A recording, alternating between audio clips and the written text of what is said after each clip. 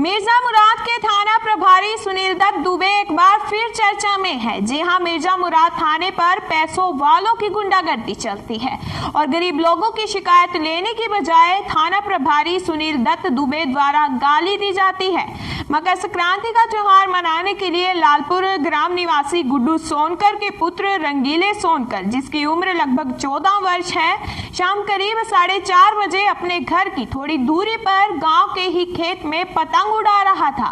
उसी समय ग्राम लालपुर के ही दबंग व अपराधी किस्म के व्यक्ति सुरेंद्र तिवारी के छोटे बेटे अंकित तिवारी और अपू तिवारी, ज्ञानेश तिवारी, पुत्रगण शीतला प्रसाद आए और गाली देते हुए आए और पतंग फाड़ दिए। जब रंगीला सोनकर पुत्र गुड्डू सोनकर ने इसका विरोध किया तो विपक्षी गढ़ उसे खेत में पटक कर मारने लगे।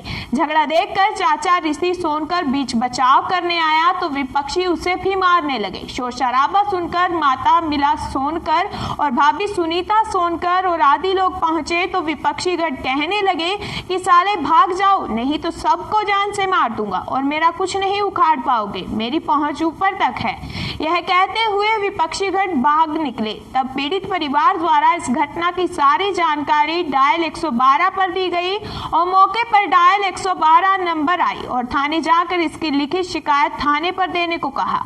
जब पीड़ित परिवार थाने पर इसकी लिखित शिकायत लेकर थाने पर गए तो देखा कि विपक्षी अंकित तिवारी, अपू तिवारी, ज्ञानेश तिवारी पहले से ही थाने पर मौजूद थे और जब पीड़ित द्वारा लिखित शिकायत थाना प्रभारी मिर्जा मुराद सुनील दत्त दुबे को देने लगे तो थाना प्रभारी द्वारा प्रार्थना पत्र लेने की बजाय उल्टा पीड़ित को ही मां बहन की भद्दी भद्दी गाली देकर भगा दिया गया और मुकदमा पंजीकृत नहीं किया गया, जिसे प्रार्थी रंगीला सोनकर और ऋषि सोनकर, जो अनुसूचित जाति का निहायत गरीब व असहाय है, गरीब असहाय लोगों की तहरीर लेने की बजाय थाना प्रभारी सुनील दुबे मां बहन की भद्दी भद्दी गाली देते हैं।